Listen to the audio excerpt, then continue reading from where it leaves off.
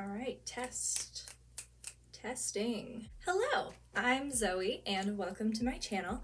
So today I will be showing you or taking you through the process of turning a $5 tablecloth from Goodwill into a skirt. So I did this project to wear at a New Year's party. There was like 4-5 of us at most. And so I really just wanted to have something fun and unique to wear. I'd heard of people turning tablecloths into skirts before and I really wanted to try it.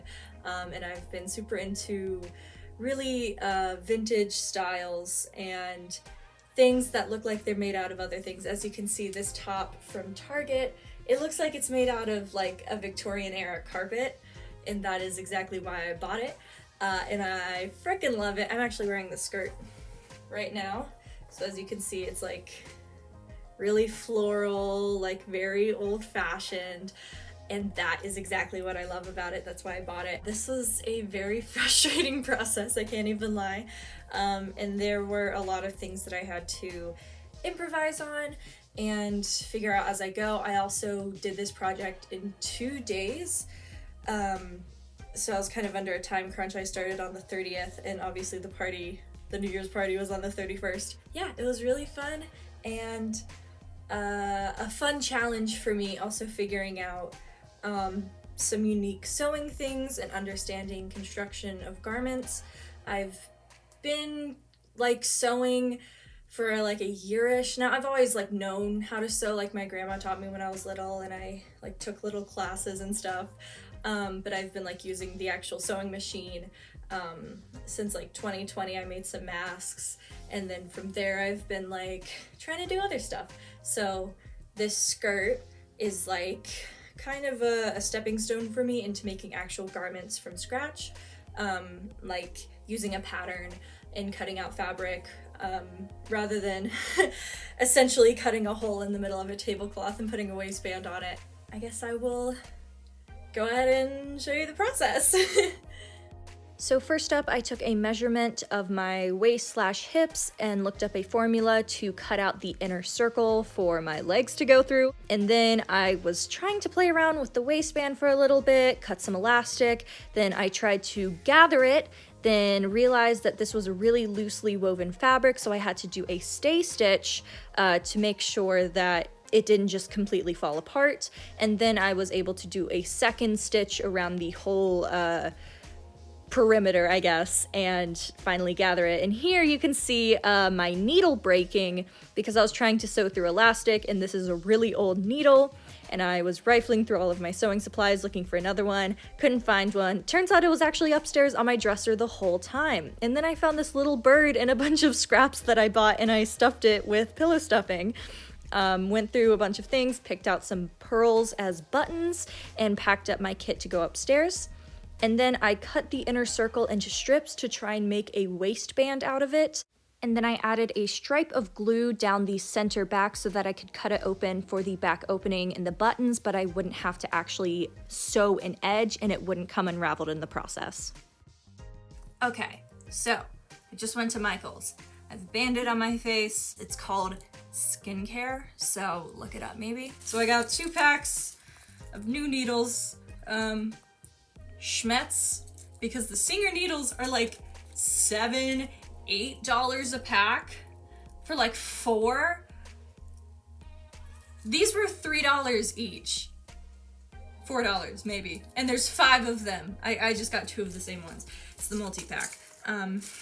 I also got this costume silk in case the waistband I'm doctoring doesn't turn out too hot. I might just go ahead and use this as the waistband instead of trying to make one out of the fabric scrap, like the little circle piece. I did already cut out all the pieces, as you saw, but I think this is just gonna be a lot easier and more stable. I also was looking up some videos of like, how do you sew with loose woven fabric? And then it gave me the most obvious tip ever, which was like, use heat and bond, which is like basically a sticky tape that you iron down and then you pull off the paper and then you iron down the other side. I have so much heat and bond. Like, I have a ridiculous amount of heat and bond. I have been using it so much because sewing is a lot sometimes. And, you know, sometimes heat and bond just gets the job done. So I have a bunch of like heavy duty heat and bond. I have all kinds of duty heat and bond. And so I'm kind of embarrassed I didn't think of that before, because I've had all these rolls of iron-on seam tape, and I just completely forgot it existed. So hopefully that will help us out. I also got some more fun things for Michael's, because all of their Halloween stuff is on sale. So I got these and a wig. It was originally like, what, $12? And it was 80% off. So, oh my god, I know how to do math. Hold on. It was probably like $2.50. Anyway, so let's get back to sewing this bad boy. And the Band-Aid is coming off. Okay, yes. So we're back at it, and I'm consulting the manual to make sure I'm installing the new needle properly and using the correct thickness, and then I did a bunch of sewing tests because I also put in a new bobbin, so just making sure I had the right stitch length and width that I wanted. Then I took out the costume silk, measured out a waistband, and then I only had this tiny iron. I have since gotten a regular iron, but I did my best with this one before I attached it, and then I also, for whatever reason, added another thing to the waistband of the skirt. I do not know why I did that, but then I scrunched it up and everything. Then I hemmed just one side of the waistband, and you will see why later. And then here I am attaching it right sides together to the skirt. And first I attached the ends, and then the middle, and then the middle of the middles, and then just worked my way in from there to make sure that the gathers were distributed evenly. And then here I'm pinning the other side of the waistband onto the inside. And basically for this, I just used heat and bond. It was my best friend here. At this point, I was just kind of tired and I didn't really know how adding another seam would work. So I basically just glued this bad boy and it worked great. Nothing has moved since I did it, and no regrets here.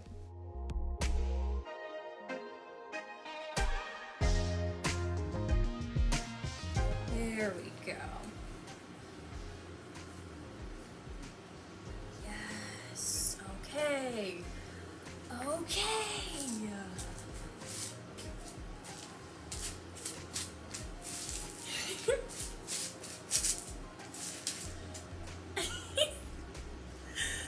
Oh my goodness. So even in the 11th hour of making this skirt, I really wasn't sure what kind of closure I wanted, so I looked through all the zippers I had, but eventually decided that the pearl-shaped buttons were the best bet, and I'll explain this a little bit better in the wrap-up of the full process of how I did this and how I attached them, but my main goal was just to make sure that both the buttons and the button loops weren't going to eventually rip out of the fabric later, so just a lot of reinforcement and preventative measures for that.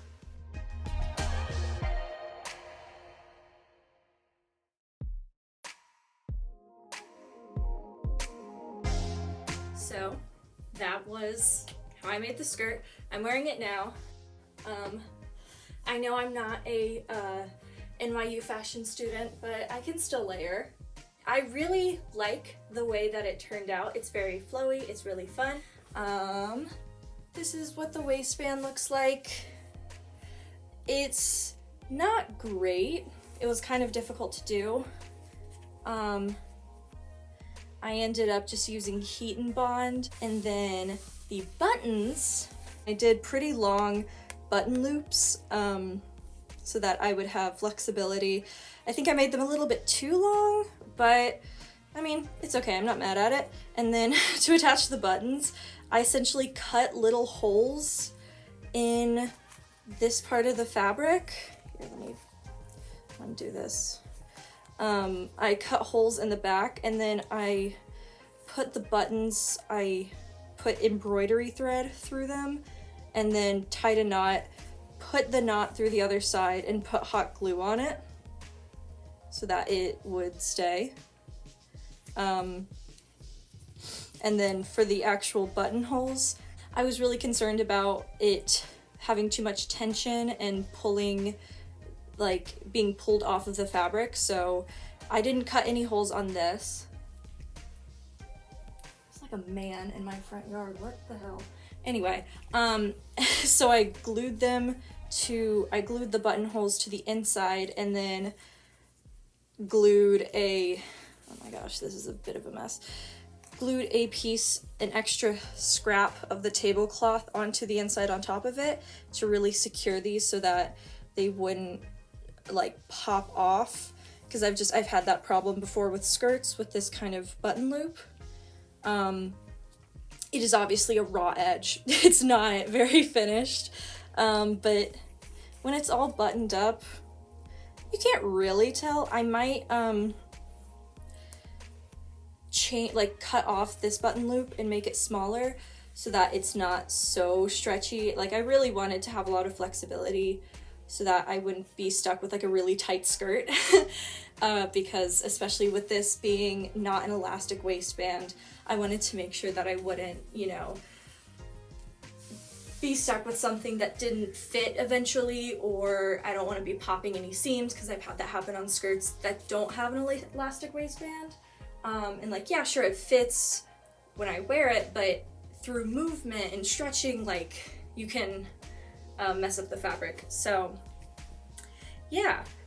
And then I kind of fumbled the waist measurement a little bit. So I looked on a bunch of different websites. I watched a video of this woman turning a tablecloth into a skirt, and she said she measured over her hips, so like over her butt, because that's like the widest point of your body. You know, like even if it's gonna be at your waist, it needs to get over your butt, so like the actual opening needs to be big enough. So I measured that instead of my waist. But yeah, if I were to do this again, I would just cut out a hole that fits my waist rather than having to do gathers. I think. And then just do a regular waistband. Basically same as this, except without the gathering. The gathering was just like, it was really difficult because of the loose weave of this, and also just figuring out how to distribute the gathers throughout the waistband and making sure that it was evenly distributed was really difficult, especially because this wasn't a very tight gather. It was a lot looser than, say, if you were making like a tutu, like a big fluffy tulle skirt. That's a lot of gathering. And so it's a lot easier to make it more uniform because it's a lot more compact, whereas this was really loose, and I had to adjust it a lot.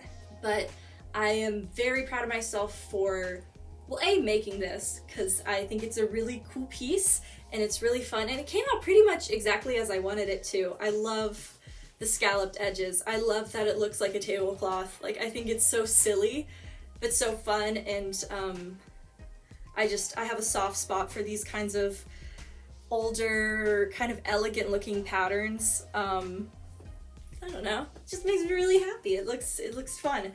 But I was really proud of myself for having the foresight to, where I cut into the tablecloth to make an opening for the buttons, of putting the glue there so that it wouldn't fray. I am so proud of myself for thinking of that, because it saved me what would have been so much time and hassle of, like, I don't even know, like making some kind of closure, and dealing with the loose weave of this fabric. That was probably the biggest challenge of this, was how loosely woven this is, because it's a tablecloth, and like you can see it stretches a lot. There wasn't really a bias. Like, it's pretty stretchy all the way around, and it comes loose pretty easily. So yeah, would 100% recommend if you're using some kind of loosely woven fabric and you have to do a closure in the back. Just just use glue. Just use glue. Don't worry about the hem. Do not worry about the hem because the glue is glue. It's gonna keep it. It's great. And at the end, I just said screw it, and I hot glued the buttons on. And you know what? I do not feel bad about that. Sewing on buttons is so annoying. And it was glued, so it was gonna be really difficult to sew through to sew buttons onto a completely glued fabric. Like once you glue it, you're not supposed to sew through it because it's like a solid now. So anyway, really big learning experience for me. Very fun. It's very swooshy, as you could see from like the first try on. I'm gonna include some pictures here of my outfit, or maybe I'll just cut to it, of what I wore at the party. I was so happy with how that outfit turned out.